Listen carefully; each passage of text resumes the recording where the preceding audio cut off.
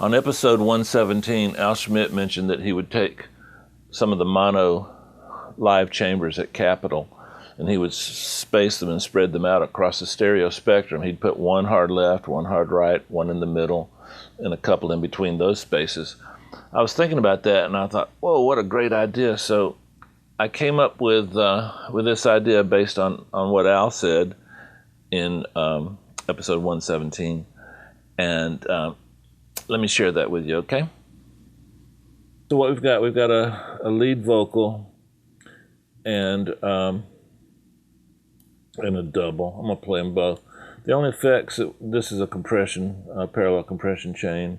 The only effects we've got going are the three reverbs. So what I've done is here, these purple ones are my returns. I've got a spring reverb, that's this guy right here. If you'll notice, it's pan mono right up the middle. Deverb, I've got it panned to the left right here. And then you can see nothing special.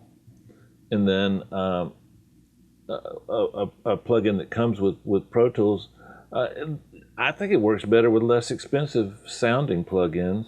I'm not saying all these plugins sound inexpensive, but it doesn't have to be like a real expensive reverb to do this. And this particular reverb also comes with Pro Tools.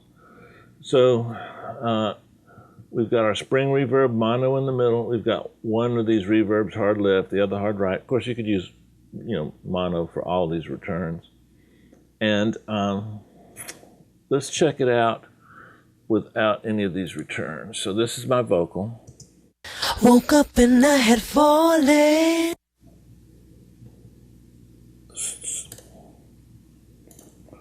So let's check it out without any of these reverbs on. This is my vocal right here that you see highlighted, lead and a double.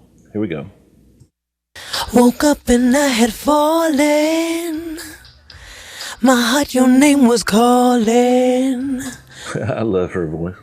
Okay, now let's turn just the spring on, okay?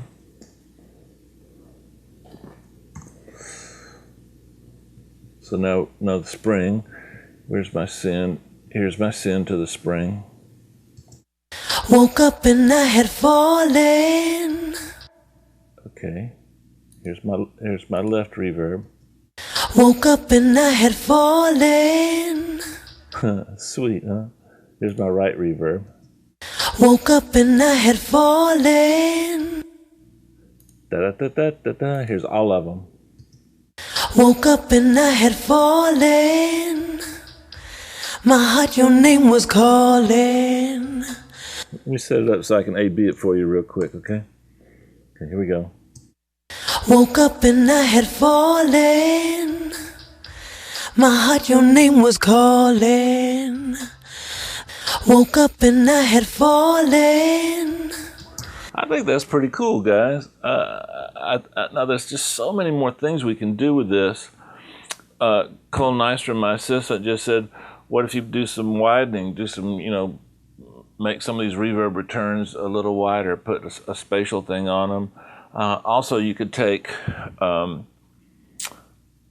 add to this group of three returns, add a stereo delay, maybe put 14 milliseconds on one side, 18 on the other, and pan the two stereo reverbs, send the two stereo reverbs to the opposite side of the delay return. So we've got the left reverb, and we're adding a little bit of delay on the right-hand side of the mix, and then do the opposite with the right-hand reverb, bring the delay back on the left a little bit.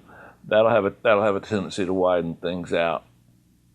Now, you don't have to have a spring mono reverb in the middle. If you remember, Tom Elmhurst, I think, said it, and Justin Niebank, they talked about mono spring reverb. So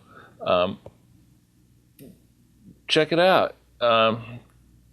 This is one way to do it. There's a million ways to do it, but I think Al Schmidt's arguably just one of the greatest ever. And if he says to try something, let's try it. All right, next time.